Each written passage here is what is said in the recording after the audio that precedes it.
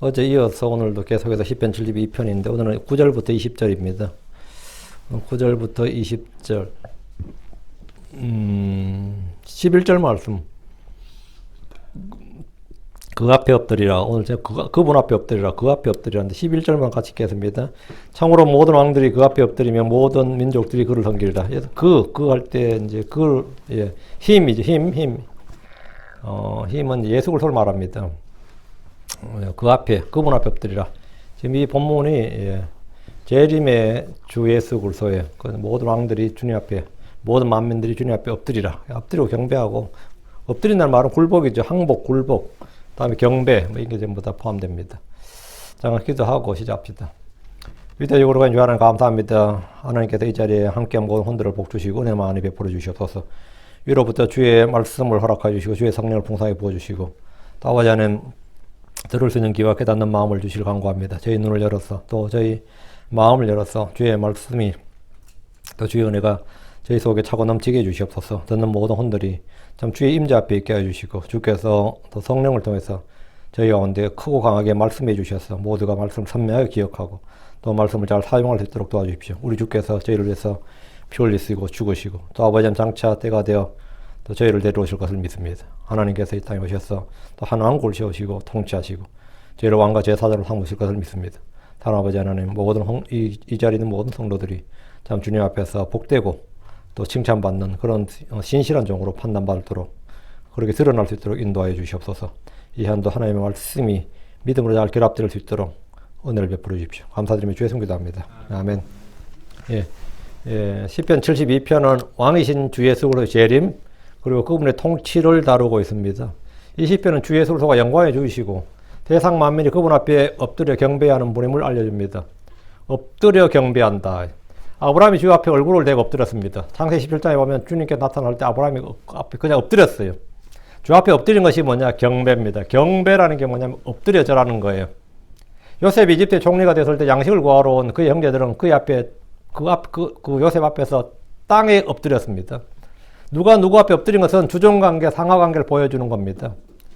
이 전쟁이 났을 때, 예를 들어 이 항복하는 군주는, 아니면 대장은 구배지례라 그래요. 9번 엎드려야 된다고. 그것도 이마가 땅에 닿아서, 완전히 땅에 닿아야 돼. 이마가 완전히 땅에 닿아야 돼요. 여러분이 혹시 남한산성이라는 영화 보셨는지 모르겠는데, 남한산성 할 때 그 병자호란이죠. 중국이 쳐들어온 거예요. 청나라가. 쳐들어와서 외관 후방부터 쳐놔야 나중에 중국을 통일할 수 있기 때문에 조선이 걸거치니까 조선부터 일단 굴복시켜놓고 하려고 왔는데 강화도로 도망을 가려 했는데 늦어가지고 남한산성으로 도망을 갔는데 할 수 없이 그냥 항복해야지 어떡해. 추운 겨울에. 그 인조가 맨발로 걸어 나와가지고 삼전도의 굴욕이라고 그러죠. 절을 하는데 어떻게 절을 하라고 요구를 했나 하면 9번 절한다가 중요한 게 아니라 한번 이마가 땅에 닿을 때 이마에 피가 나도록 박아야 돼요. 그러니까 이마가 깨지도록 9번을 절해야 돼요. 응?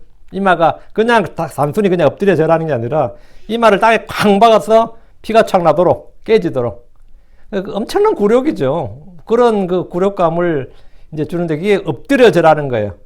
지금까지만 해도 오랑캐라 그러고 그랬던 나라, 조선에서는 그건 인정도 안 하잖아요, 청나라 그 당시에. 오랑캐라 그러고 그랬던데 졸지에 뭔데 형제 나라도 아니고 주종관계 군신으로 바뀌어버린 거예요. 주종으로 바뀌어버린 거지.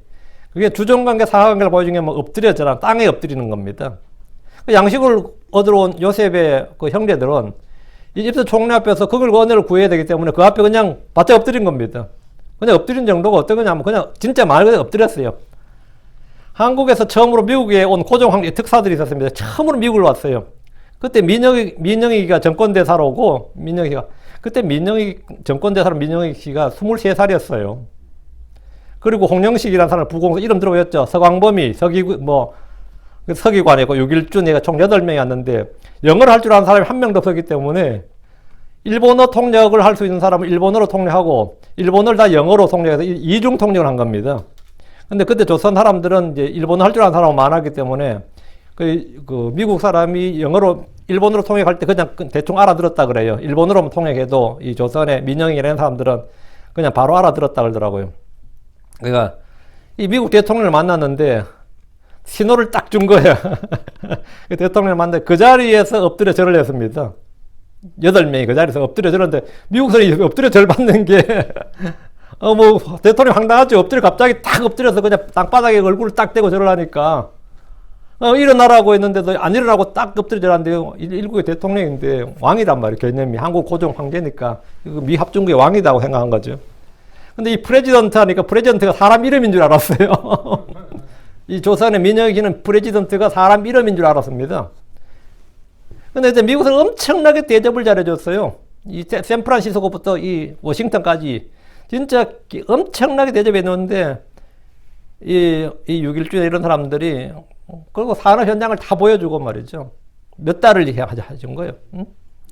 뭐 납작드는데 이 전기란 말을 무슨 말인지 아무도 못 알아들어가지고요. 계속 전기가 뭐냐를 가르쳐, 전기가 뭐냐인데 이 한자로 써도 이게 안 되고 뭘 전기가 설명을 해도 안 되고 전기를 뭔지를 몰라가지고 그렇게 고심한 장면이 거기 나와요. 전기가 뭐냐 이런 거. 엎드려서 절하지 말라고 막 했는데도 유교 국가에서 왕의 신하들이었던 조선 사신들은 그냥 몸을 굽혀서 머리를 땅에 대고 엎드려 절을 했습니다. 실제로 그 기록이 나는데 그 사파가 그 당시 신문에 미국 신문에 실렸는데 미국 사람들 볼 때 좀 놀랍죠. 몇 명이 그냥 쫙 엎드려 있는 그게 이제 흑백 사진으로 찍고 이 사진도 사파로 그래가지고 신문에 냈는데 뭐 조선이라 나라 잘 모르지만 그 멀리서 왔다는 거죠. 어쨌든 대부분의 왕정 국가에서는 신하들이 왕 앞에 절하고 종교를 가진 사람들은 어떻게 하죠? 그를 믿는 신 앞에 엎드려 절합니다. 불교 신자들은 다 불당 가면 엎드려 절하는데 얼마나 엎드려요? 이마를 땅에 댑니다. 거의 이마를 땅에 대요. 무슬림들 여러분 보세요. 하루에 5번 절하죠? 얼굴을 땅에 대요. 근데 지금 크리스천들은 왜 땅에 안 대냐면 절을 하려니까 방향이 없는 거예요. 지금 구약의 유대인들은 절했습니다. 다니엘은 절했어요. 왜? 유대의 예루살렘 성전 쪽을 향해서 절을 했다고. 근데 우리가 절하려니까 절할 방향이 없는 거지 지금 현재. 크리스천들은 경배란 뜻 자체가 kneel down and worship, 무릎을 꿇고 다운해서 월십하는 게 그게.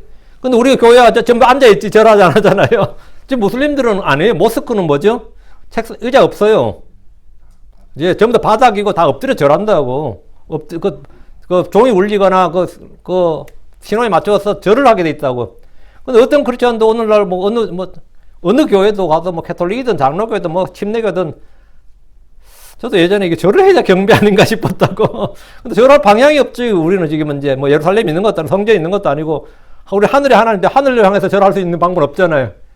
그 하늘을 향해서 절할 수 있는 방법이 없으니까 절을 안 하는 거지. 원래는 이제 구약에만 다 절을 했습니다. 성전에 있을 때만 다 절했고 유대인들은 그쪽 향해서 지금도 절해요. 주의 영광이 나타났을 때 모세와 아론은 그들의 얼굴을 대고 엎드렸습니다. 발람의 눈이 열려서 주의 천사가 칼을 빼서 그 앞에 선 걸 볼 때 발람이 그냥 머리를 숙이고 얼굴을 대고 납작 엎드렸다. 납작 엎드렸다. 모세는 산에 올라서 주를 배울 때 40일 동안 주 앞에 엎드렸습니다. 여호수아는 아이성 전투에서 패하자 그의 옷을 찢고 이스라엘 장로들과 함께 언약궤 앞에 그냥 엎드렸어요. 땅에 얼굴을 대고 엎드렸더라. 이래 땅에 얼굴을 대고 엎드렸다고. 마노아는 불꽃 제단에서 하늘 올라갈 때 주의 천사가 제단에 불꽃가 올라가자 그의 안에 함께 얼굴을 땅에 대고 엎드렸습니다. 땅에 대고 엎드렸다. 뭔지 알겠죠? 이 땅의 모든 왕들과 모든 통치자들, 귀족들, 학자들, 권력자들이 어느 날 주 앞에 이렇게 납작 엎드리는 날이 온다는 거예요. 땅의 모든 사람들이 주 예수 그리스도 앞에서 엎드려 절하고 그분을 경배하고 섬기게 되는 날이 있습니다.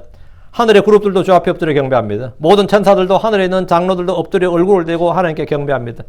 고넬료는 베드로의 발 앞에 엎드려 그에게 경배했습니다. 베드로가 자기 집으로 들어오니까 천사가 자기에게 계시해 준 사람이 오는 거잖아요. 천사가 계시해 주는 사람이니까 고넬료는 이제 이게 하나님 사람 생각해서 그냥 엎드려 절을 했어요. 그때 베드로가 그를 일으키면서 일어서라 나도 사람이라. 이 말은 뭐죠? 사람에게는 절하는 거 아니다 이 말이에요. 사람에게는 경배하는 거 아니다. 근데 이 조선 사람이나 중국 사람이나 일본 사람이나 이 사람한테 절하는 게 너무나 익숙하죠. 오랜만에 만나다 절하고 고향 사람과도 오랜만에 만나 절받으이소 하고 우리 동네에서 그래. 절받으이소 하고 앉으면 넙죽 절을 한다고. 그러면 이 사람이 뭔 절은 무슨 절이냐 하면서 또 받아요. 절은 무슨 절이냐 받았는데 저희 집 사람 결혼해서 이제 친척집 한 바퀴 돌 때도 다 절을 하는 거야. 나 절 안 했어. 상대방만 나한테 절하는 거야. 이 쌍무식한 놈이 있나. 맞절을 해야 되잖아요. 새 신랑이 맞절을 해야 되잖아. 근데 내가 절을 안 하네. 상대방 모르고 절을 안 해. 나는 절을 다 받아버렸네. 아, 민망해서. 우리 집사람이 더 민망해하더구만. 나 사람이 절 안 한다고. 그래, 일어서라. 나도 사람이라. 저도 사람 절 잘하죠. 절 잘하죠. 사도 요한은 그와 말한 천사에게 경배하려 했습니다. 천사에게. 요한계시록 19장 10절에 나도 내 동료 종이요 예수님의 증언을 가진 내 형제들 중에 속한 자니 너는 주의하여 그리하지 말고 하나님께 경배하라. 그 천사가 뭐라는 거예요? 나는 사람에게 경배를 안 받는다는 거야. 나한테 절하지 말라고. 그 절 받는 천사는 가짜야. 그 마귀예요. 절 받는 천사는 가짜야. 하나님의 천사는 절 안 받습니다. 절 안 받아요. 절 받는 놈은 가짜야. 천사는 성도들의 경배를 받지 않습니다. 대언자들도 경배받지 않습니다. 사도들도 경배받지 않습니다. 성도들의 경배를 받지 않는다고. 목사들도 경배받지 않습니다. 경배받은 거 가짜야. 죽은 성인들은 결코 캐톨릭 성도들의 경배를 받지 않고 받아서도 안 됩니다. 근데 세배하라는 어떤 사제가 있다던데, 설날 자기 성도들 전부 다 자기 앞에서 세배하라고 하는, 응? 그 젊은, 장가도 안 가 젊은 사제가 그 사제한테 뭐라 부르죠? 캐톨릭에서는? 아버지라 불러요. 파더하고 부른다고. 20대, 30대 초반에 그 60, 70 먹은 할머니가 그 앞에서 절하게 생겼다고. 아버지 하면서. 이 미친, 다 가짜라고 이거다. 절해서는 안 되고 받아서는 안 된다고. 결코, 죽은 성인들은 결코 캐톨릭 성도들의 경배를 받지 않습니다. 받아서도 안 되고. 성모 마리아는 결코 누군가의 경배를 받을 수가 없습니다. 그러다 불구하고 사람들은 죽은 자들 앞에서 엎드려 절하고 경배하는 못된 습성을 가지고 있습니다. 불당에 가면 불상 앞에 엎드려 절하지 않는 이가 드뭅니다. 캐톨릭 교회 가면 성모상 앞에서 고개와 허리를 숙이지 않는 이가 없습니다. 요한이 천사에게 엎드려 경배하려 하자 그가 말하기를 요한계시록 22장 9절에 너는 주의하여 그리하지 말고 하나님께 경배하라. 너는 주의하여 그리하지 말고 천사한테 경배하지 말라고요. 우린 천사나 그룹이나 스랍들에게 경배하지 않습니다. 해나 달이나 별들에게 경배하지 않고 어떤 나무나 돌이나 이런 것 경배하지 않아요. 우린 늘 주 하나님께 경배. 너는 주의하여 뭐라고요? 너는 주의하여 그리하지 말고 하나님께 경배하라. 하나님께 경배하라. 우리 늘 주 하나님께 경배해야 됩니다. 자, 본문 보겠습니다. 9절. 광야에 가는 그들은 그 앞에 절할 것이요. 또 그의 원수들은 티끌을 핥으리라. 광야에 가는 그들 하면 일반적으로 이제 아라비아 사람들이에요. 아라비아 광야라 그러거든요. 아라비아 이름 자체가 아라비아 광야예요. 아라비아 광야에 그래요. 우리가 한동안 아라비아였는데 지금은 사우디아라비아죠. 그 사우디아라비아 할 때 사우디는 뭐냐면 아라비아에 살던 유력한 한 족장, 한 가문의 이름이 사우드입니다. 사우드 가문이 그 와히비즘이라는 종교단체와 결합을 해서 왕조가 된 거예요.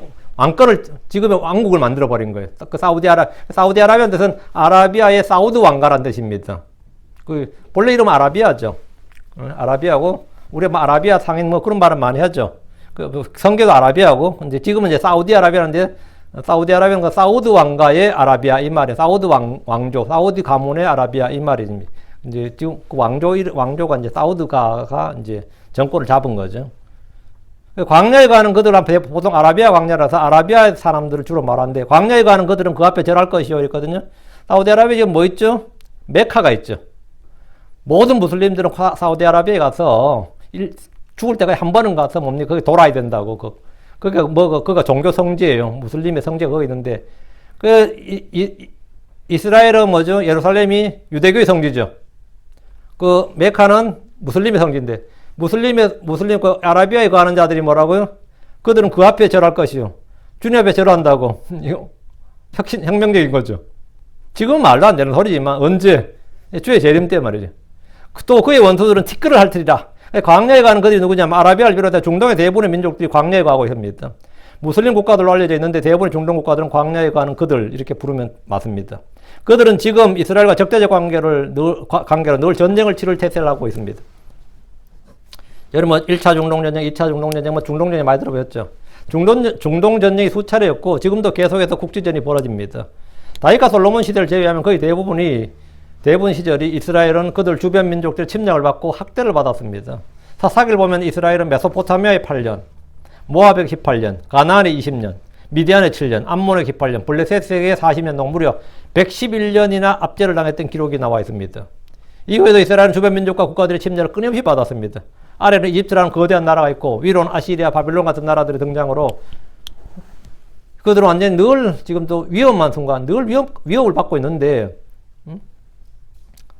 근데 지금까지 이스라엘이 그들 앞에 절을 해야 됐다고요. 이는 신약 시대도 마찬가지입니다. 아시리아, 바벨론 같은 나라들의 등장으로 그들 앞에 계속해서 절해야 되는데, 바벨론에게 멸망한 유다는 그 이후로 페르시아, 그리스, 시리아, 이집트의 지배를 받았고 결국 로마의 손에 떨어졌습니다. 이제 신약이 로마 시대부터 나오는데, 완전히 나라 없는 민족으로 이방 땅에 흩어져 살았습니다. 그들은 어디서나 멸시와 천대를 받았고 엎드려 절했어요. 그런데 본문에는 광야에 가는 그들은 그 앞에 절할 것이오 했는데 중동의 모든 나라 민족의 사람들이 절하는 누구에게 절한다는 거예요? 지금 중동의 무슬림 사람들이 절하는 건 누구죠? 그들이 대언자라고 말하는 무함마드예요. 한국에서 모하메드 그러는데 근데 중국에서 번역한 거고요. 무함마드입니다. 그들은 무함마드의 이름 앞에 절대적인 존경과 충성심과 복종심을 표시하고 하루에 몇 번씩 절합니다. 근데 그런 그 무함마드에게 절하던 아니면 알라에게 절하던 그들이 지금 땅에 가는 그들은 그 앞에 광야에 가는 그들은 그 앞에 그분 앞에 절할 것이요 말이에요. 무함마드에게 절한 것이 아니라 알라에게 절한 것이 아니라 주 예수 그리스도에게 절할 것이다 이 말. 그 앞에 절할 것이요. 그날에 그들은 예수님이 주요 그리스도심을 알고 그 앞에 엎드려 절하게 된다는 겁니다. 절하게 될 것이다. 예언의 말씀인데 그게 성취가 되는 거지. 다시 9절. 또 그의 원수들은 티끌을 핥으리라. 주의 원수들은 티끌을 핥을 것이다. 이 말은 뱀에게 주님께서 내가 모든 가축과 들의 모든 짐승보다 더 저주를 받아 배로 다니고 평생토록 흙을 먹을지니라 했죠. 흙을 먹을지니라. 티끌을 핥으리라. 이거는 심판의 선포입니다. 사람이 죄나 티끌과 같다는 것은 비천함을 나타나는 말이고 티끌을 핥는다 하면 뱀과 같이 땅을 기는 벌레, 파충류와 같이 된다. 아마 극도로 낮아진다는 걸 말합니다. 이것은 종이 된다는 표현이에요. 네가 땅에 티끌을 핥으리라고 하면 종이 된다는 표현인데 이사야 49장 23절에 또 왕들은 너를 기르는 아버지가 되고 그들의 왕비들은 너를 기르는 어머니가 되리라. 그들이 얼굴을 땅에 대고 내게 절하며 내 발에 먼지를 핥으리니 내가 주인 줄을 내가 알리라. 나를 기다린 자들은 부끄러움을 당하지 아니하리라. 있는. 그거 보면 그들이 얼굴을 땅에 대고 내게 절한다 해서요. 그러니까 이방의 옛날에 왕이든 왕비든 그들이 이제는 유대에 오면 뭐가 된다고? 유모가 되고 식모가 된다는 거예요. 이 인생 역전이 이만큼 심하게 된 것도 드물지. 응? 왕들은 너를 기르는 아버지가 되고 이 말이죠. 예, 우리의 뭐예요? 내 시중 드는 사람 된다 이 말이에요. 그들의 왕비들은 너를 기르는 어머니가 되리라. 한번 유모가 된다, 식모가 된다는 말이에요. 그들이 얼굴을 땅에 대고 내게 절하며 내 발에 먼지를 핥으리니. 그래서 지금까지 이스라엘 지배했던 지배계층, 오히려 그들을 학대하고 종으로 삼고 이랬던 사람들이 완전히 이 천년에서 인생이 역전돼 가지고 그들의 발에 먼지를 핥을 정도의 그 격차가 생기는 거예요. 초격차라 그래 이거를. 주의 재림 때 하늘의 왕국에서 이스라엘의 원수들은 멸망합니다. 이스라엘 대적했던 자들은 그들에게 엎드려 절하며 그들의 발에 먼지를 핥게 됩니다. 계시록 3장 9절에 보라 사탄의 회당에 속한 자들과 스스로 유대인이라 하나 유대인이 아니고 거짓말하는 자들이 있는데 보라 내가 그들이 와서 내 발 앞에 경배하게 하고 내가 너를 사랑한 줄을 알게 하리라. 내가 그들이 와서 내 발 앞에 경배하게 하고 경배하게 한다 이 말은 엎드려 절하게 하고 이 말입니다. 그 내가 전에는 내 종이라고 내 밑에 있는 사람 내 종으로 아니면 내 밥으로 알았는데 내가 지금 그 앞에 가서 엎드려 절해야 되는 판국이 됐다. 섬겨야 되는 종이 됐단 말이죠. 그러니까 하나님은 성도들을 잡아 죽이고 종으로 삼던 이들을 붙잡아서 그들의 발에 먼지를 핥게 하고 성도들의 발 앞에 경배하게 한다는 겁니다. 이제 역사적인 예로 요셉을 팔았던 형제들, 그를 종으로 부렸던 사람들은 요셉이 총리가 되는 순간 뭐 되죠? 모두 그 앞에 엎드려 있습니다. 전부 요셉 앞에 엎드려야 됐어요. 다니엘을 포로로 잡은 바벨론 사람들은 그가 총리가 되자 모두 그 앞에 엎드려야 됐습니다. 모르드게를 멸시했던 이들은 모르드게가 존귀하게 되자 모두 그 앞에 엎드려야 했습니다. 이와 같이 그날에 그의 원수들은 그들이 멸시했던 유대인들, 성도들 앞에 엎드려 경배하게 될 겁니다. 그 다니엘도 넷이었고 모르드게도 넷이었단 말이에요. 그들은 왕 앞에다 다 넷이 엎드려 있던 사람들인데 주님께서 그들을 높이시니까 뭐가 된 거죠? 총리가 됐고 엎드려 있던 다니엘과 모르드게 앞에 사람들이 뭐 하는 거죠? 엎드리게 됐다고. 그러니까 주님께서 높이시면 그렇게 된다. 그럼 주님께서 높이신 민족, 주님께서 높이신 사람들은 전부 다 그렇게 된다 이거예요. 또 그의 원수들은 뒷걸어 핥으리라. 그의 원수들은 뒷걸어 핥으리라. 10절입니다. 다시스와 섬들의 왕들은 선물을 가져올 것이요 세바와 스바의 왕들은 예물을 바치리라. 누구에게요? 하나님께, 우리 주님께만. 이곳은 천연왕국에서 세사의 왕들이 주를 경배하는 장면을 보여줍니다. 다시스와 섬들의 왕들은 선물을 가져올 겁니다. 세바와 스바의 왕들은 예물을 바칩니다. 온 세상의 모든 왕들이 주를 찾아 경배하기 위해서 예루살렘으로 모일 것입니다. 얼마 전에 영국 여왕이 죽었을 때 전 세계 거의 모든 국가의 대통령과 수상들이 죽은 자를 조문하기 위해서 영국으로 모여들었습니다. 이제 두 나라가 안 갔죠. 중국과 러시아. 중국 시진핑을 초청을 안 했어요. 초청을 안 했고, 러시아 대통령도 이제 뭐 전쟁 터지고 하니까 초청을 안 했는데, 이 두 나라가 안 갔는데, 사실 입헌군주국의 여왕의 장례식이 전 세계에 중계가 됐어요. 사실 뭐 별별 힘도 없는 여왕인데, 상징적이고, 실제 영국이 다스린 것도 아니고 입헌군주국이라고요.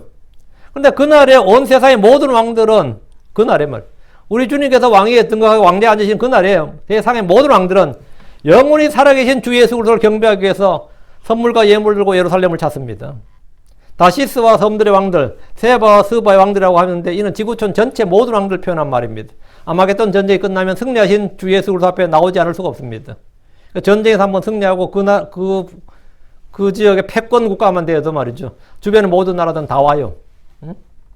예를 들어 히스기야가 아시리아를 무너뜨렸을 때 바벨론에서 사신이 왔다고. 왜요? 히스기야 졸지에 뭐가 된 거죠? 이 작은 유다 왕국의 왕이 중동의 패권 국가가 된 거예요. 아시리아를 때려 부쉈으니까. 그랬을 때 그 멀리서 바벨론에서 사신이 왔다고.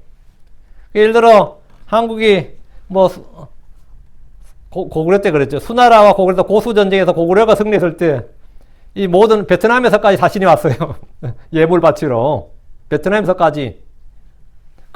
당나라와 싸워가 이겼을 때도 마찬가지였습니다. 야, 고구려가 그러면 이쪽에 패권 국가구나. 근데 망해버리니까 또 아무것도 아니죠. 망해버리면. 근데 만약에 이 아마겟돈 전쟁에서 2억의 기병이 다 몰살당하고 주님께서 영광스러운 승리를 쟁취할 때 온 세상의 모든 정치인들은 어떤 생각이 들 것 같아요? 모든 종교인들은 단일 패권 국가가 생긴 거예요. 그냥 단일 제국이 생긴 거예요. 예수 그리스도의 왕국이란 단일 제국이 전 세계의 단일 제국이 하나 생긴, 중동의 어떤 패권 국가가 아니라 전 지구촌의 단일 제국이 생긴 거라고요. 단일 제국의 왕이 지금 등극한 거라고. 지구촌 전체 모든 왕들이 다 뛰어와야 돼. 다 뛰어서 그 앞에 납작 엎드려야 되는 거야. 납작 엎드려야 된단 말이지. 아마겟돈 전쟁이 끝나면 승리하신 주 예수 앞에 뭐 배짱 부리고 나오지 않을 사람은 뭐 있을 수가 없는 거죠. 그때 대부분 나라의 왕들은 그 대부분 죽음을 당할 테고 살아남은 자들은 나 좀 살려달라고 다 뛰어나오는 겁니다. 11절. 참으로 모든 왕들이 그 앞에 엎드릴 것이요 모든 민족들이 그를 섬기리라. 모든 왕들이 그분 앞에 엎드린다는 것은 항복을 선언하는 겁니다. 땅의 왕들의 군대가 모두 죽임을 당하고 수많은 사람들이 죽임을 당한 상태에서 왕들은 주 앞으로 나서 무조건적인 항복을 선언하고 그분의 심판을 기다릴 수밖에 없습니다. 내 왕국을 주님께 드립니다. 이거밖에 할 거 없어요. 주님 처분을 기다립니다. 주님의 처분에 맡깁니다. 참으로 모든 왕들이 그 앞에 엎드릴 것이요. 모든 왕들이 그 앞에 엎드린다. 그냥 주님 뜻대로 하소서 이거죠. 우리는 우리 내정에 간섭하지 마십시오. 우리는 자치 독립국가입니다. 이런 건 있을 수 없는 겁니다. 왜? 완전한 단일 제국이 되는 거예요. 천년 제국이 시작되는 거라고요. 한 왕이, 예수 그리스도라는 한 왕이 온 세상을 통치하고 온 세상의 주요 왕이 되는 순간입니다. 느부갓네살이 신바빌론 제국을 네오바빌로니아는 거죠. 신바빌론 제국의 왕이 됐을 때도 주변에 100개국 이상의 왕들이 전부 다 그 앞에 엎드렸다고요. 바빌론 왕 앞에. 뭐 말할 필요도 없는 거지. 그러면 뭐 예수님이 왕에 등극하는 순간에는 지구촌 전체 모든 왕들이 다 그분 앞에 엎드리는 거예요. 지상에 수백 수천의 민족들이 있습니다. 언어도 다르고 인종도 다르고 종교도 다릅니다. 그러나 주께서 오셔서 왕제에 앉으시는 날 모든 민족은 한 주 한 하나님만을 부르고 섬기게 됩니다. 이때는 뭐 다른 게 있을 수가 없어요. 12절. 힐로 그는 궁핍한 자들이 부르짖을 때 그들을 구출할 것이요 또 가난한 자도 도울 사람이 없는 자도 구출하리라. 주께서 궁핍한 자들을 부르짖을 때 그들을 구출하실 것이다. 여기서 궁핍한 자들이란 대환란 때 고난받는 자들 말합니다. 고난받은 자들. 멸망에 가지한 것이 성전에서 자기를 하나님이라고 보일 때 유대에 있는 자들은 산으로 강야로 속히 도망쳐야 합니다. 그들은 그냥 겉옷도 가지러 들어가지 못할 만큼 급하게 도망치면 가난과 궁핍은 뭐죠? 자동이죠. 그때 뭐 통장이 있겠어요? 뭐 예금이 있겠어? 아니면 뭐가 있겠어? 그냥 진짜 하루하루 사는 거예요. 진짜 하나님 오늘 데일리 브레드 오늘 진짜 오늘 우리에게 일용할 양식을 주옵소서. 이게 저절로 나오는 거예요. 응? 짐승의 표를 받지 않는 자들은 극심한 가난으로 궁핍하게 됩니다. 주께서 그들이 부르짖을 때 구출할 것이다 이 말입니다. 또 가난한 자도 도울 사람이 없는 자도 구출하리라. 가난과 궁핍에서의 구출입니다. 하늘의 왕국에서는 가난한 자도 궁핍한 자도 없습니다. 주께서 친히 통치하시는 왕국에서는 질병으로 고통받는 사람도 없고 파산해서 줄인 사람도 없고 빚을 져서 고통을 받는 이도 없습니다. 도울 사람이 없다 해도 주께 구하면 즉각적인 도움을 받습니다. 그날의 주의 응답은 즉각적입니다. 나라 간에 전쟁도 없고 자연재해도 없고 뱀에 물려 죽거나 사자가 와서 맹수에 먹힌 사람도 없습니다. 강도에게 상해를 당한 사람도 없고 전쟁으로 죽는 사람도 없습니다. 의의 통치자요 화평의 왕이신 주께서 친히 이 땅을 다스리는 그날에 사람들은 안식과 평화와 자유와 기쁨을 한없이 누리게 됩니다. 마음속에 영적으로 마음이 평안한 건 이거 뭐 말할 필요도 없고 물질적으로도 풍요로워요. 몸도 강건합니다. 뭐 장수 건강 이건 기본이고 뭐 먹을 것도 물론 엄청 많고 뭐 그럼 사람들이 뭐 하겠어요? 인구가 기하급수로 늘어나겠지. 13절입니다. 그는 가난한 자와 궁핍한 자를 아끼리라. 또 궁핍한 자들의 혼을 구원하리라. 그는 누굽니까? 재림의 주 예수님입니다. 주께서 하는 이런 가난한 자와 궁핍한 자를 아끼리라. 세상은 이런 자를 다 멸시하죠. 주님은 가난한 자와 궁핍한 자를 아낀다. 또 궁핍한 자들의 혼을 구원하리라. 주께서는 가난한 자와 궁핍한 자를 아끼시는데 세상은 가난한 자와 궁핍한 자를 멸시하고 업신여기고 인간 취급도 안 하죠. 요즘 정치인들은 가난한 자들의 표를 얻기 위해서 복지정책을 남발합니다. 그러나 가난한 자들이 가난에서 벗어나는 일은 절대 없습니다. 이 복지의 맹점이에요. 복지의 맹점을 한번 얻어먹기 시작하면 정부의 보조금을 받기 시작하면 그 사람은 죽을 때까지 보조금에 의지하게 됩니다. 이게 종교인들은 가난한 자들을 위해 돈을 모으고 자선단체를 만들어서 돈을 모읍니다. 자선단체, 구호단체 하는 일은 대부분 그들 자신들의 돈벌이입니다. 얼마 전에 제가 뉴스에서 봤는데 모금을 128억을 냈어요. 1000만 불이 넘는 돈을 모금을 냈는데 구제는 얼마 했을 것 같아요? 2만 불 했어. 나머지는 뭐 했겠어요? 지들 파티하는 거예요. 아파트 사고 외제차 사고 호화 요트 사고 그거 결국 뉴스에 나왔지. 대부분의 구호단체는 90% 이상의 돈을 자기들의 운영비로 사용합니다. 여러분이 적십자사 총재 월급이 얼마 같아요? 1000만 불이 넘습니다. 그들이 광고는 뭐라고 하죠? 여러분이 내는 1불이면 뭐 어느 나라에 한 명을 뭐 살릴 수 있습니다. 뭐 10불이면 여러분 그 애를 뭐 학교를 보낼 수 있습니다. 근데 지가 받는 월급으로 몇 명 보낼 수 있어요? 몇십만 명을 먹일 수 있습니다. 근데 구호단체 치고 구호단체 CEO, 저는 그 구호단체의 그 어떤 그 책임자들 중에서 몇백만 불 월급 안 받는, 샐러리를 안 받는 사람이 없습니다. 우리가 내는 돈은 사실 뭐 하는 거죠? 그들 먹여 살리는 일을 하는 거예요. 그들은 뭐 하는 거죠? 가난을 돕는다는 게 그들이 가장 강력한 뭐가 된다? 잘 되는 비즈니스, 망하지 않는 비즈니스라고요. 왜? 원가가 안 들잖아. 도네이션이라는 건 원가가 안 든다고. 그냥 현찰을 받는 거라고. 현찰 받아 지 먹고 뭡니까? 조금 남주는 거라고요. 대부분 구호단체는 90% 이상의 돈을 자기들의 운영비로 사용한다. 자기들의 운영비라는 게 뭐죠? 지들 먹는다고. 지들 월급과 지들 운영비로 사용한다고. 가난한 자와 궁핍한 자를 이용한 돈벌이가 가장 쉬운 사업이고 가장 많은 수익이 나는 것을 아는 사람들은 자선을 마케팅 도구로 사용합니다. 위안부 할머니를 돕겠습니다. 누가 먹었을 것 같아요? 그 위안부 활동했던 사람들이 다 먹은 겁니다. 위안부 할머니는 받은 적이 없다잖아요. 응? 그 사람 지금 국회의원 하고 있어요. 위안부 할머니도 없습니다. 나도 이런 자선단체 하나 만들고 싶어. 노후를 대비해서. 이건 완전히 쥐들 먹고 사는 거예요. 이게 완전 마케팅이라. 가장 쉬운, 종교가 가장 쉬운 돈벌이가죠. 자선단체만한 돈벌이가 없습니다. 응? 자선단체만큼. 제가 저도 인터넷 좀 찾아봤는데, 이거 자료를 좀 찾아봤는데, 이야, 기가 막히더만. 응? 가장 돈벌이가 쉬운 사업, 가장 많은 수익이 나는 것을 아는 사람들은 항상 자선, 구제, 뭐 이런 걸 또 하는데, 여러분, 연말에 구세군 뭐 딸랑딸랑 하면서 돈 거둔했죠. 그거 얻어가지고 서울에다 구세군 본부 세웠습니다. 아주 높은 건물 하나. 서울에 그 정도 건물 세우려면 돈이 장난이 아닙니다. 땅값이지만. 저는 이거 진짜 제가 직접 해봤어요. 제가 엿도 팔고 초콜릿도 팔고 목재도 팔고 해가지고 몇백만 원을 12월 달 한 주 만에 몇백만 원을 모금을 했어요. 지하철에서도 가나 초콜릿 100원짜리 사가지고 포장해서 1,000원에 팔거든요. 그거 다 가난한 사람 돕는다고 거짓말 쳐서 파는 거야. 그래서 저희 단체에다가 했어. 나중에 보니까 그 돈이 나만 한 게 아니라 우리 회원들 다 했으니까 몇 천이 넘어요. 나도 몇백 했으니까 몇 천 넘지 당연히. 근데 고아원에 간 돈이 그냥 다 전에 고아원으로 간 줄 알았는데 고아원에 100만 원 같더라고요. 나중에 우연찮게 제가 당부를 봐버린 거야. 그럼 나머지 돈 다 어디 간 거예요? 다 이쪽으로 온 거예요. 야, 그때 제가 받은 배신감은 막 말도 못합니다. 제 학생이 대학생이었거든요. 우리 그 선교 단체만큼 복음제이고 성경 외치는 단체가 없는데 요런 사기를 치는구나 하는 사기를 제가 딱 봤을 때, 그리고 지금 종로 5가에다가 선교센터 본부를 하나 세웠다고.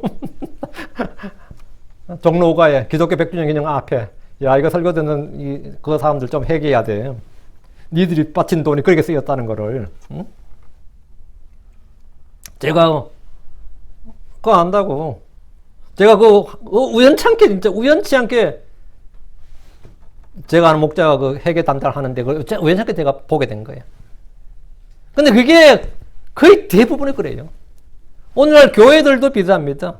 교회들도 부흥사 모셔놓고 아니면 초청가 모셔놓고 이분을 위해서 우리의 사랑을 보여줍시다 해놓고는 지들 다 묻고 관광들 몇 분 지어줘요. 교통비하고 몇 분 지어주고. 응?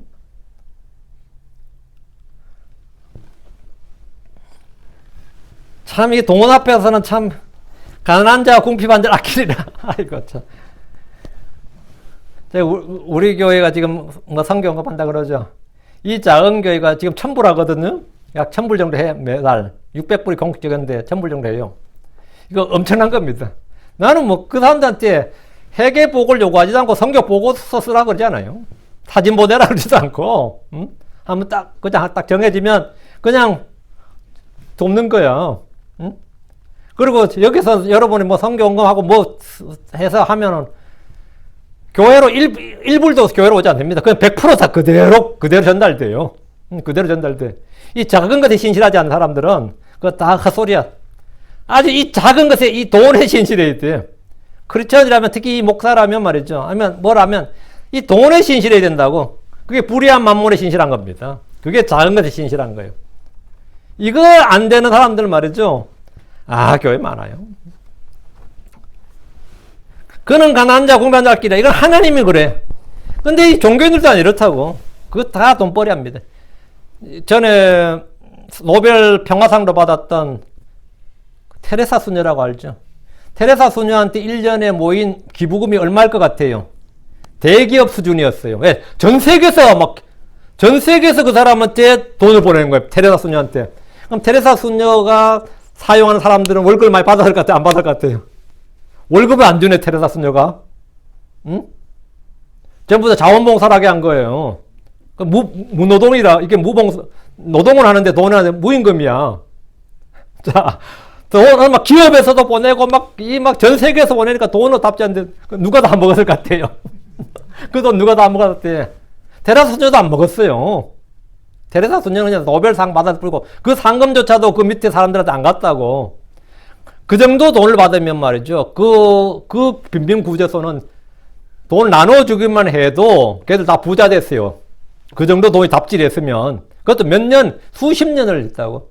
그때 밑에 그 자원봉사 하러 갔던 사람이 딱 발표한 게 있잖아요. 이 캐톨릭 교구에서 다 먹는다, 다 가져간다고. 응? 하나도 자기들한테 오는 거 없다고. 자선을 마케팅 도구로 사용하는 거예요. 잠언 19장 17절에 가난한 자를 불쌍히 여긴 자는 주께 빌려드리나니 그가 베푼 것을 그분께서 그에게 다시 갚아주리라. 가난한 자를 불쌍히 여기는 자는 죽게 빌려 들리나니. 그러나 대부분의 사람들은 가난한 자를 업신여깁니다. 주께서는 가난한 자와 궁핍한 자를 아끼십니다. 궁핍한 자들의 혼을 구원하십니다. 의로 인해 고난을 받고 핍박을 받아 가난하고 궁핍하게 되었다면 그런 복이 있습니다. 물론 게으르고 탕진하고 술 먹고 뭐 도박하고 해가지고 가난하게 된 걸 가지고 복이 있다 그러면 안 되지. 그거는 뭐 당연한 소리, 그거는 뭐 해당사항 없고, 얘는 의로 인해서 고난을 받고 핍박을 받아서 가난하고 궁핍하게 된 거예요. 그건 복이 있다고. 14절. 그는 속임과 폭력에서 그들의 혼을 구속하리라. 또 그들의 피는 그의 눈앞에서 소중하리이다. 가난한 자들, 궁핍한 자들 언제나 속임과 폭력에 노출됩니다. 그 특이하죠. 가난한 자들에게 벗겨 먹을 게 뭐가 있을까 싶죠. 근데 가난한 자들이 사기를 당하고 그래요. 가난한 자들을 돕는 자들보다 그들 속에서 이득을 취하는 자들이 훨씬 더 많습니다. 근데 가난한데 그 가난한 사람한테 뭘 속여 먹느냐고. 가난하고 궁핍한 자들은 사채시장에 내몰리게 되고 값싼 인건비로 노역에 시달리고 그나마 한 일에 대해서는 인권을 받지 못하고 그러다가 몸에 장기까지 팔리기도 합니다. 주께서는 속임과 폭력에서 그들의 혼을 구속할 것이라 합니다. 대환란 때는 지금과 달리 다시 노예시장이 열립니다. 그리고 혼들을 사고 파는 마켓이 생깁니다. 계시록 가서 18장 13절. 여기 보면 남자 노예가 나오죠. 계시록 6장 15절에 남자 노예가 나오고 계시록 18장 13절. 육개와 향유와 유향과 포도즙과 기름과 고온가루와 미리오 짐승과 양과 말과 병과 노예들과 사람들의 혼이라. 여러분 제일 마지막에 상품 이름이 쫙 나오는 제일 마지막에 뭐죠? 마켓에 팔린 제일 마지막에 노예들과 사람들의 혼이라 해 나오죠. 굉장히 놀라운 말씀이에요. 지금 노예 시장은 지금도 있습니다. 지금도 인신매매가 활발해요. 전 세계 인신매매가 활발합니다. 근데 제일 고다음 사람들의 혼이라 이거예요. 노예는 그 다음에 합법적이고 사람들의 혼은 뭐죠? 밀무역이야. 응? 지금도 어두운 가운데서 인신매매나 성매매가 활발하게 일어나고 있는데 제가 10년 전에 미국의 국무부 인신매매 통계에 보니까 현재 강제 노역과 채무 노역 강제 매춘을 당하고 있는 성인과 아동의 수가 1230만 명이 이른다. 이래. 미국에서 애들이 지금 가출한 애가 1년에 2800만 명. 2800만 명 중에 3분의 1이 이 성매매와 인신매매에 노출된다 그래요. 가장 빠르게 급성장하는 산업이 마약과 인신매매라 해요. 지금 미국에서 이 정도라면 대환란 때 어떤 일이 발생할지는 뭐 달리 말할 필요도 없습니다. 그날의 성도들은 잡혀서 죽임을 당하거나 노예가 되거나 혼이 팔리기까지 합니다. 주께서 그들의 혼을 구속하리라 이 말씀대로 그들을 구속하십니다. 또 그들의 피는 그의 눈앞에서 소중하리이다. 이건 뭐 그들의 피는 그의 눈앞에 소중하리 되면 죽음이죠. 이건 죽음을 말하죠. 어느 시대나 의로 인해 핍박을 받고 죽임을 당하는 사람들의 피는 그분의 눈앞에서 소중합니다. 아벨의 피로부터 시작해서 선교자들의 피는 대환란 때까지 이 땅에 흐릅니다. 예수님께서도 그분의 피를 흘리셨습니다. 침례자 요한은 칼에 죽임을 당했습니다. 야고보도 칼에 죽음을 당했습니다. 스데반은 돌에 맞아 죽었습니다. 다 피 흘렸죠. 다. 대환란 때 죽임 당한 혼들은 재단 아래 있는데 주께서는 그들의 피, 그들의 죽음이 귀한 것이라고 합니다. 시편 116편 15절에 주의 성도들의 죽음은 그분의 눈앞에서 귀중하도다. 주의 성도들의 죽음은 그분의 눈앞에서 귀중하도다. 여러분의 죽음, 또 우리의 죽음은 다 주님의 눈앞에서 귀중한 거다. 소중한 거다. 15절입니다. 그리고 그가 살리라. 이건 뭐죠? 부활이죠. 근데 여기서 좀 오해가 생기면 안 됩니다. 15절 다 대보면 여기 그냥 딱 14절 읽으면 그가 누구냐가 될. 그리고 그가 살리라 했죠. 뒤에 보면 또 그에게 세 바의 금이 주어지리라. 또 기도가 그를 위해 계속 드려질 것이요. 또 날마다 그가 찬양을 받아. 뒤에 보면 그가 전부 누구죠? 주 예수님이죠. 예. 기도가 그를 위해 계속 드려질 것이요. 또 날마다 그가 찬양을 받아. 그가 누구예요? 제일이만 주님. 제일 앞에 그리고 그가 살리라. 이 말은 뭐냐? 이거죠. 그는 14절에 가난한 자, 궁핍한 자, 피를 흘리는 자가 아니라 예수 그리스도다 이 말이에요. 그리고 그가 살리라 이 말씀은 주 예수 그리스도께서 나는 살아있는 자라 전에 죽었으나 보라 내가 영원뭉토록 살아있노라 아멘 이 말씀과 같습니다. 나는 살아있단 말이에요. 주님은 살아있는 자다 말이에요. 주님은 영원히 살아계신 분입니다. 디모데 1장 17절에 이제 영원하신 왕과 죽지 아니하시고 보이지 아니하시고 홀로 지혜로우신 하나님께 존귀와 영광이 영원뭉토록 있기를 원하노라 아멘. 이제 영원하신 왕 죽지 아니하시는 영원하신 왕이 바로 주 예수님입니다. 그분께만 죽지 아니함이 있습니다. 또 그에게 세 바의 금이 주어지리라. 땅의 왕들이 주께 드린 선물과 예물 중에 세 바의 금이 있습니다. 그날에 사람들은 주님께 가장 좋은 것을 예물로 드립니다. 다시 15절 기도가 그를 위하여 계속해서 드려질 것이요 성도들의 기도는 주께 드려진 향이요 희생물입니다. 계시록 5장 8절에 보면 그분께서 그 책을 취하심에 네 짐승과 24장로가 저마다 하프와 향이 가득한 금병들을 가지고 어린 양의 앞에 엎드렸는데 이 향은 성도들의 기도라. 향이 성도들의 기도라죠. 그 향이 가득한 금병들을 주께 드렸는데 이 향이 성도들의 기도였습니다. 계시록 8장 3절 4절 또 다른 천사가 금향로를 가지고 와서 가진 채 와서 제단 앞에 서고 많은 향을 받았으니 이것은 그가 그 향을 모든 성도들의 기도와 함께 그 왕자 앞에 있던 금제단 위에 드리라미더라. 성도들의 기도와 함께 피어난 향의 연기가 그 천사의 손에서 나와 하나님 앞에서 위로 올라가더라. 그러니까 기도가 그를 위해서 계속해서 드려질 것이다. 그러니까 천연왕국에서도 성도들은 계속해서 주님 앞에서 기도를 한다 이 말이에요. 15절 또 날마다 그가 찬양을 받으리이다. 왕자에 앉으신 주님은 날마다 찬양을 받으십니다. 그날에 지상의 모든 민족 모든 사람이 날마다 그분을 찬양합니다. 찬양은 주께 드려지는 영적 희생물입니다. 이 찬양은 지금 하늘에서도 계속해서 주께 드려지는 영적 희생물이에요. 16절 그 땅에서는 산들의 꼭대기 위에 한 손 가득 곡식이 있을 것이요 거기에 열매가 레바논같이 흔들리며 그 도시에 있는 그들의 땅이 풀같이 흥하리라. 하늘의 왕국에서 지구촌의 모습입니다. 그날의 땅은 산들의 꼭대기 위에도 한 손 가득 곡식이 땅입니다. 거기에 열매가 레바논같이 흔들린다. 이 말은 뭐냐면 레바논이 좋은 땅의 대명사로 사용되기 때문에 사용되는 거예요. 레바논의 백항목이라는 말처럼 레바논은 풀과 숲이 우거진 땅입니다. 그 레바논은 지금도 레바논은 아주 가장 좋은 중도의 가장 좋은 땅이에요. 산들의 꼭대기에서도 열매들이 그렇게 가득하다는 것을 말한 겁니다. 여기서 그 땅을 좁게 해석하면 예루살렘 그리고 가나안 땅의 도시들입니다. 넓게는 지구촌 모든 도시들이었는데 저주가 풀린 땅은 풍성한 열매를 낼 것이고 사람들은 땅에 풀같이 흥황할 겁니다. 인구는 기하급수대로 팽창할 겁니다. 사람들의 수명이 길어지고 전쟁이나 질병이 없는 데다 양식이 풍성하면 인구의 증가는 땅에 풀같이 될 것이다 이 말이에요. 그럼 1000년 동안은 얼마나 늘 것 같아요 인구가. 수명이 1000년에다가 양식이 풍족해 질병이 없어. 그럼 어떻게 되는 거죠? 인구가 간단한 예를 들어 드릴게요.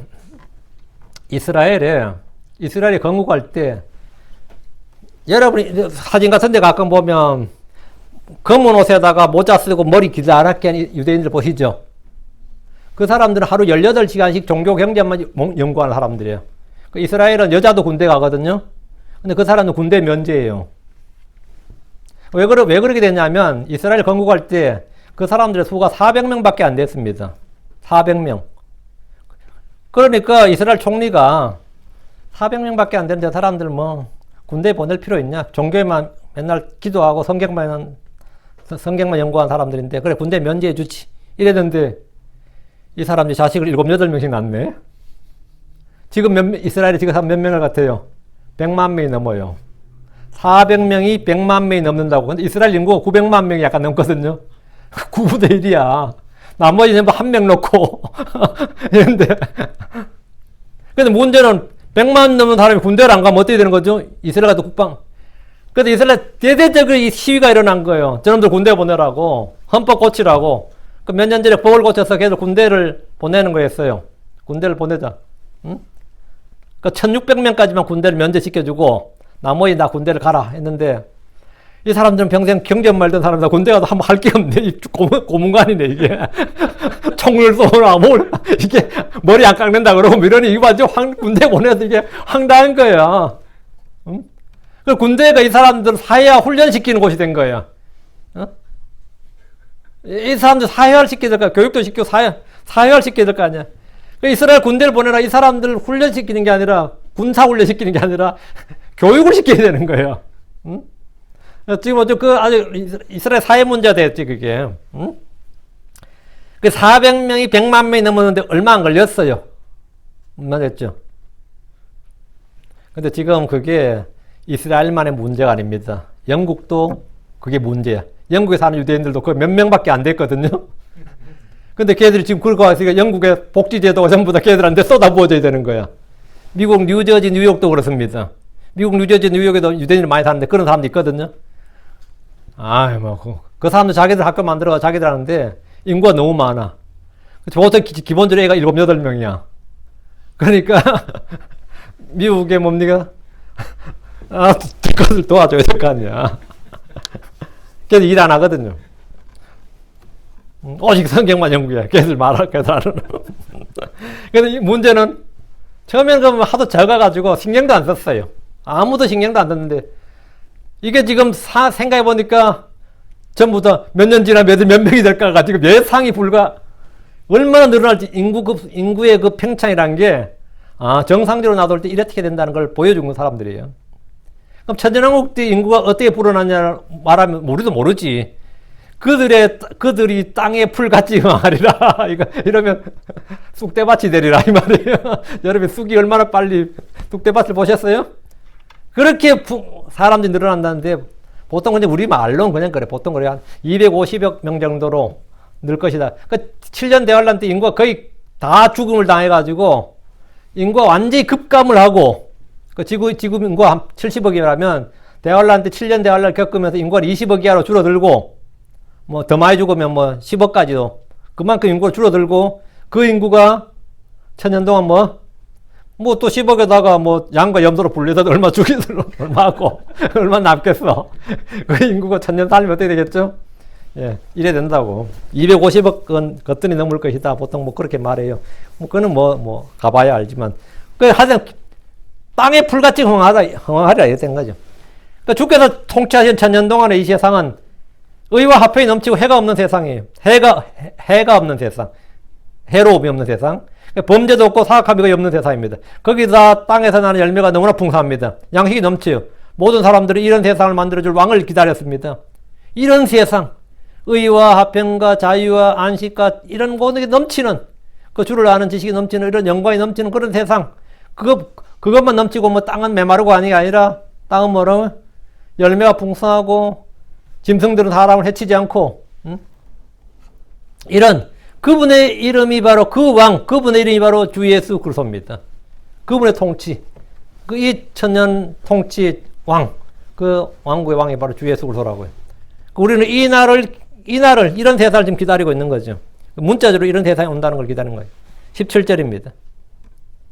그의 이름은 영원토록 지속되라. 그의 이름은 해가 지속되는 동안 계속해서 있으리이다. 또 사람들이 그 안에서 복을 받으니 모든 민족들이 그를 복되다 하리다. 그의 이름은 우리 조상들은 뭐래서 호랑이는 죽어서 가죽을 남기고 사람은 죽고 이름을 남긴다 그러죠. 전에 목회자 모임에서 어떤 목사가 이 말에 빗대가지고 목사는 죽어서 설교를 남겨야 된다 그래요. 목사는 죽어서 설교를 남겨야 된다. 근데 실제로 사람 죽으면 그 설교가 남아있질 않죠. 응? 여러분 죽은 목사 설교집 사서 봐요? 거의 없을 겁니다. 스펄전 목사는 죽었는데 그가 한 설교집은 지금도 계속해서 출판되고 있습니다. 스펄전 목사는 살아서 D.L. 무디처럼 그러니까 유명한 부흥사는 아니었어요. D.L. 무디는 200만 명을 구원했다. 그런 엄청난 부흥사였는데 D.L. 무디 설교지를 보는 사람은 거의 없을 겁니다. 왜? 그분 책을 안 남겼다고. 반면 스펄전 목사는 전부 다 꼼꼼하게 글을 썼어요. 모든 원고를 다. 그리고 거기서 다 신문에 게재를 하고 했기 때문에 모두 원고 다 남아있기 때문에 그분 설교는 다 남아있어요. 그래서 스펄전 목사 책은 지금도 많이 팔려요. 많이 팔리고 많이 출판했는데 몇백 년 동안 그 사람이 죽어서 설교를 남겼지. 세상의 유명인들도 죽으면 그의 몸은 묻히고 썩어 없어지지만 그가 남긴 작품이나 이름은 지금도 계속 남아있습니다. 많이들이 살아서는 부와 권력을 갖고 싶어 하지만 죽어서는 그의 이름을 역사에 남기고 싶어 합니다.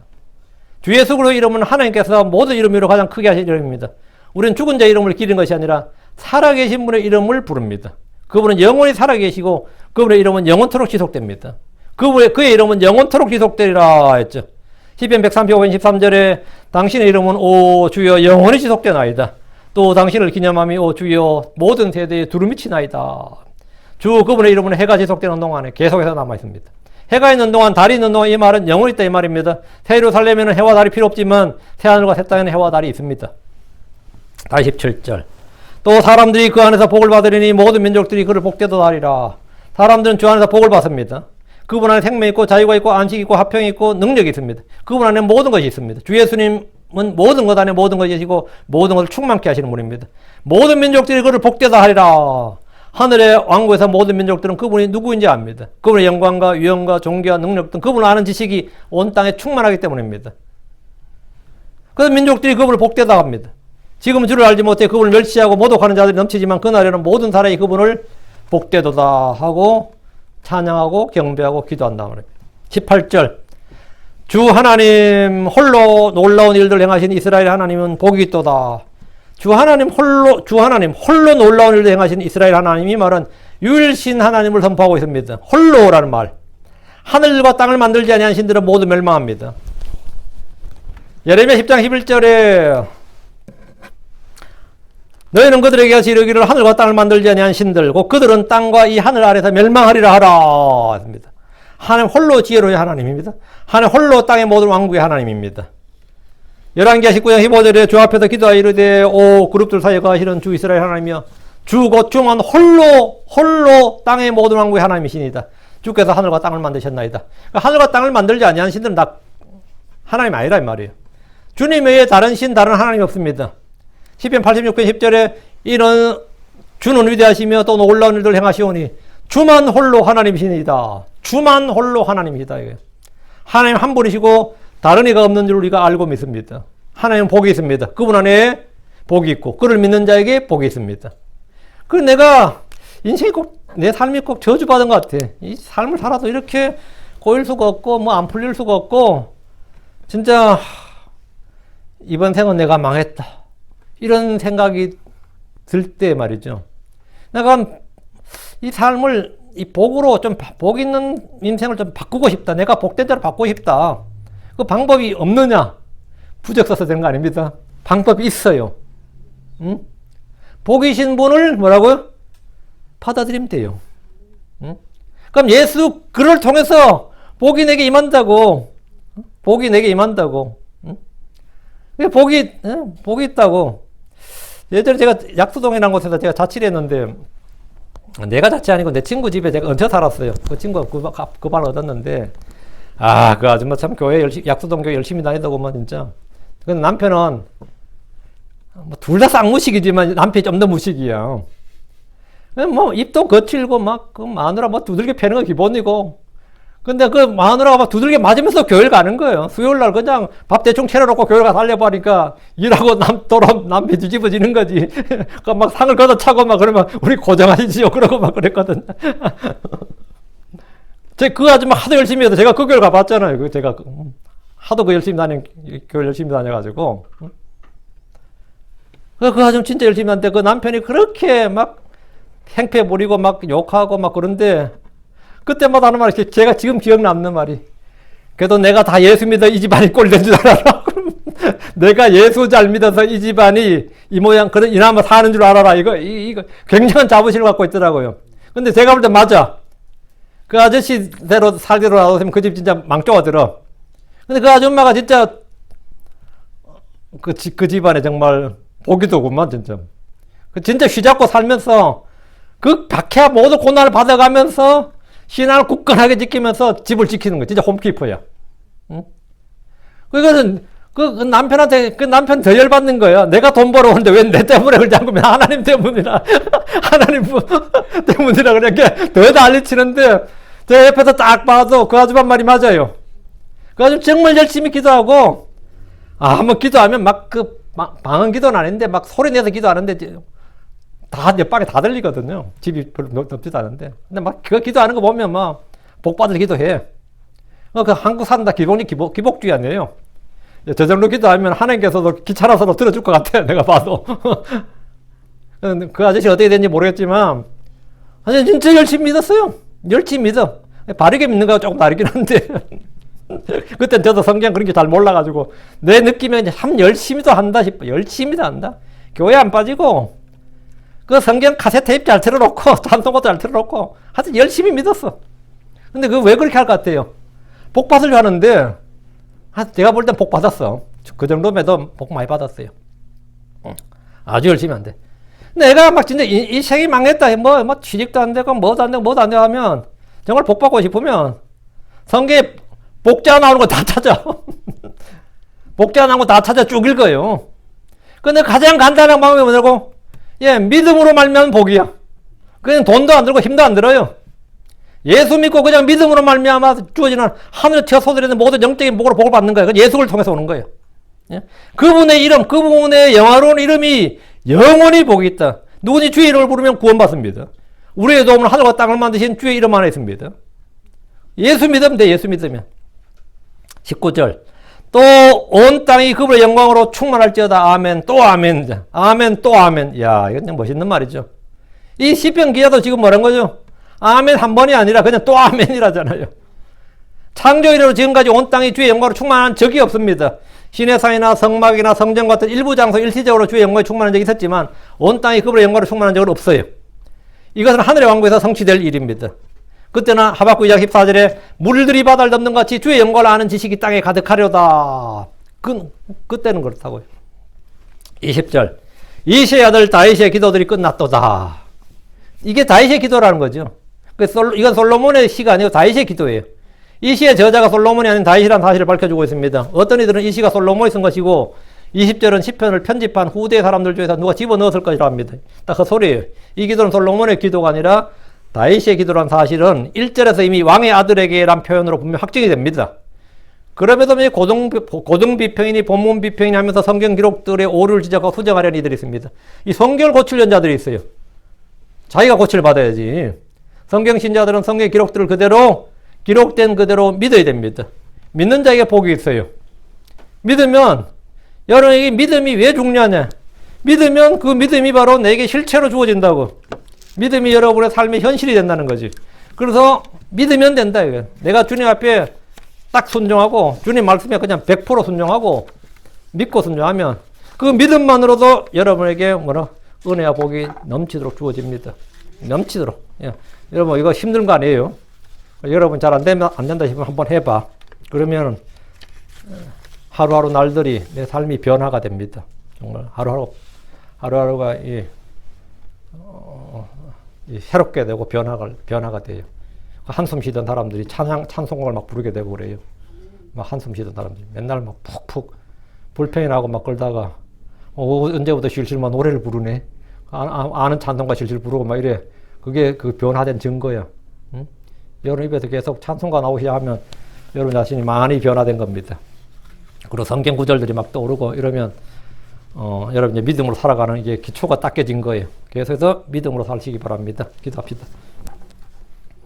예, 복이 넘치는 그런 인생, 그런 성도들이 되길 원합니다.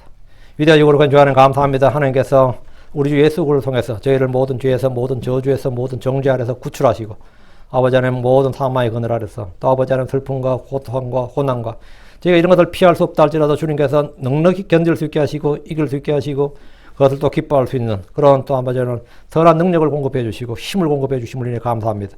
주의 성령을 통해서 또 아버지 넘치는 은혜를 통해서 제가 육신의 몸 안에서 수고하고 애쓰지만 아버지 그것을 넉넉히 이기는 그런 기쁨도 허락해 주셔서 감사합니다. 아버지 하나님 하늘에 속한 모든 복으로 저에게 복 주셔서 감사하고 우리 주 예수를 통해서 아브라함의 복이 저희 안에 임하도록 해 주셔서 감사합니다.